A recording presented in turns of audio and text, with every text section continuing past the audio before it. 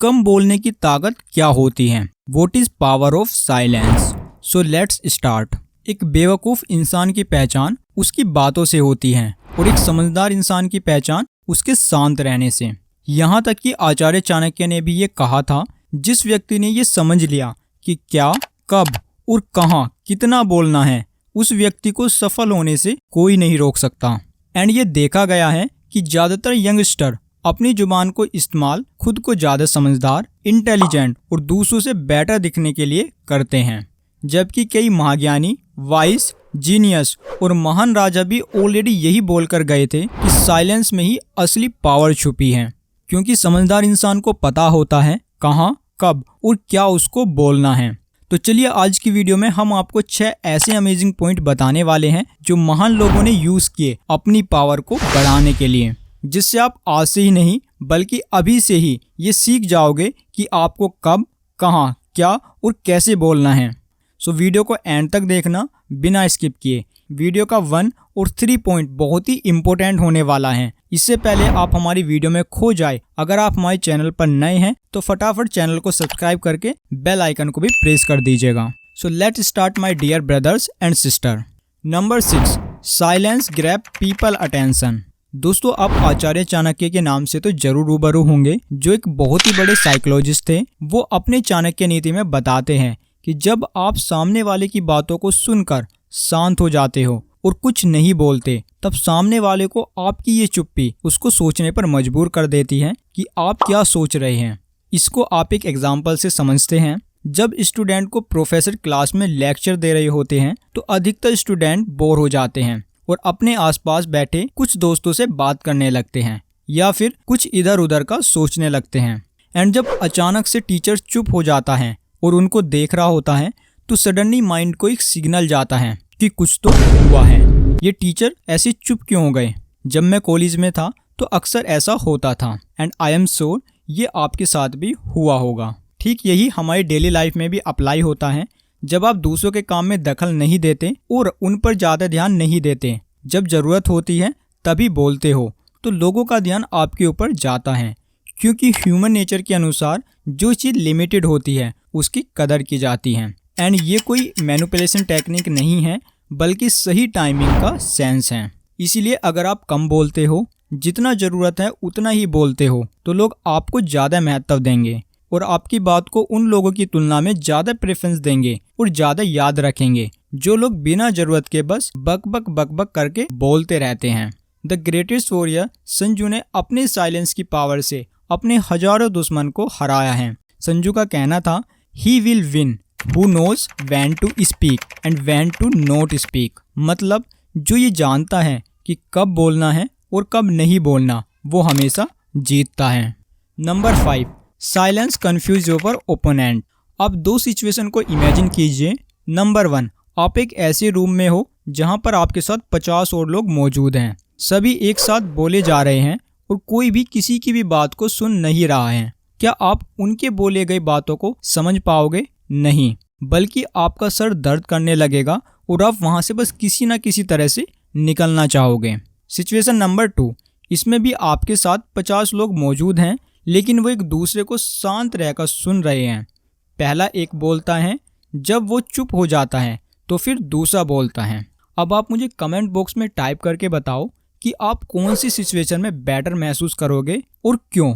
जो comment box में आप टाइप करोगे वो इस पॉइंट का लर्निंग होगी। Number 4, silence help to build trust. दोस्तों, अगर आप किसी भी रिलेशनशिप्स को बेटर बनाना चाहते हो तो उसकी पहली ही सीढ़ी होती है ट्रस्ट। एंड लोग आपके ऊपर ट्रस्ट तभी करते हैं जब आप उनकी बात को ध्यान से सुनते हैं। यानी किसी से भी कम्युनिकेशन करते वक्त आपको बोलना कम है और उनकी बातों को ज़्यादा सुनना है। इससे सामने वाले इंसान को सिग्नल जाता है कि आप एक अच्छे इंसान हो जो बातों को अच्छे से सुनता है और समझता है। आपको अपने इन्वायरमेंट और लोगों के बारे में ज़्यादा से ज़्यादा इन्फॉर्मेशन जमा करने के लिए आपको अपनी ऑब्जर्वेशन और लिसनिंग स्किल को शार्प करना बहुत ज़रूरी है, और वो होता है सिर्फ और सिर्फ साइलेंस की मदद से। ज़्यादातर लोग जब किसी से मिलते हैं तो अपने बारे में ज़्यादा बात करते हैं, जैसे कि मेरी लाइफ कितनी अच्छी है या मेरी लाइफ में कितनी सारी प्रॉब्लम्स हैं, और थोड़ी सी देर के लिए चुप होना उन्हें अनकंफर्टेबल बनाता है। इसीलिए बस वो बोलते जाते हैं। लेकिन आपने सक्सेसफुल और पावरफुल लोगों को कभी भी ज्यादा बोलते हुए नहीं सुना होगा, बल्कि वो अपने बारे में बताने की बजाय सामने वाले पर्सन से सवाल पूछते हैं और उनके बारे में जितना हो सके जानने की कोशिश करते हैं और उनको अच्छे से सुनते हैं। और जब आप किसी को ध्यान से सुनते हो तो ये सामने वाले को बहुत ही इम्पोर्टेंट फील कराता है और उन्हें ऐसा लगता है कि आप उनकी बातों को अच्छे से सुन और समझ रहे हो, और ये आप दोनों के बीच ट्रस्ट को बढ़ाता है। Number 3, silence help to negotiation.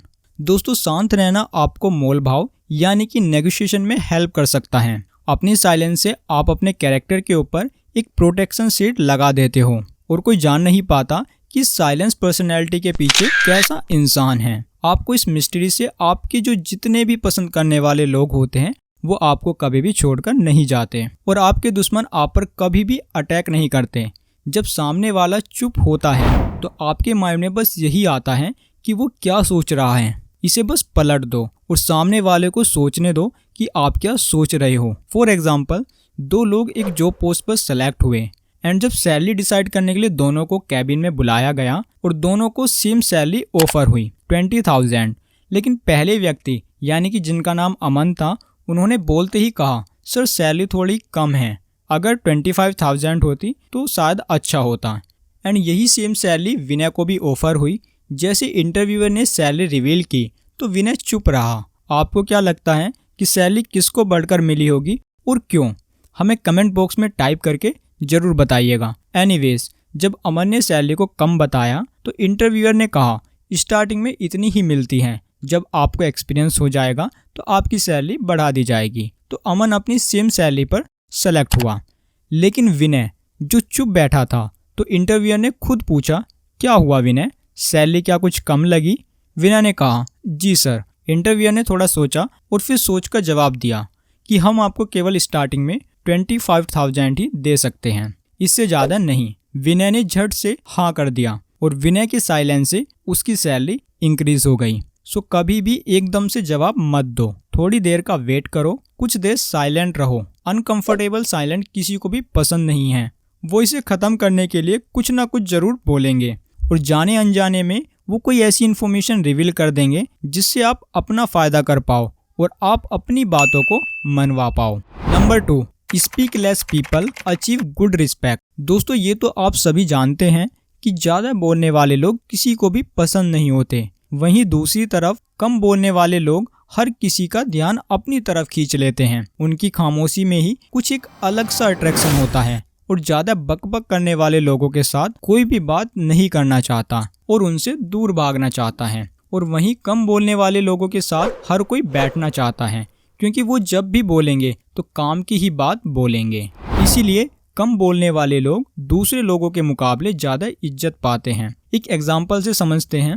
आज के समय में ऐसा कौन है जो नेल्सन मंडेला को नहीं जानता है? नेल्सन मंडेला को अमेरिका का गांधी भी कहा जाता है। नेल्सन मंडेला पूरी दुनिया भर में अपने लीडरशिप के लिए जाने जाते हैं।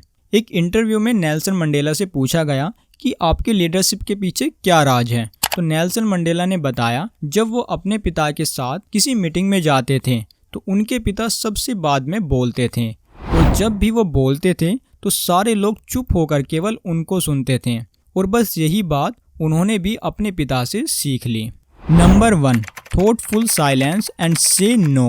दोस्तों, साइलेंस बुक के ऑथर ससाको एंडो अपनी बुक में बताते हैं कि थॉटफुल साइलेंस एंड नो कहने की ताकत आपको बहुत सी परेशानियों से बचा सकती है। लाइक आपने आलू अर्जुन की इस मूवी का सीन तो जरूर देखा होगा, जहां पर एक बिजनेसमैन दूसरे बिजनेसमैन की कंपनी को खरीदने की बात करता है। तो यहाँ पर वो उसको नो नहीं कह पाता, जिससे वो उसके ऊपर हावी हो जाता है और वह उसकी परेशानियों को और भी ज़्यादा बढ़ा देता है।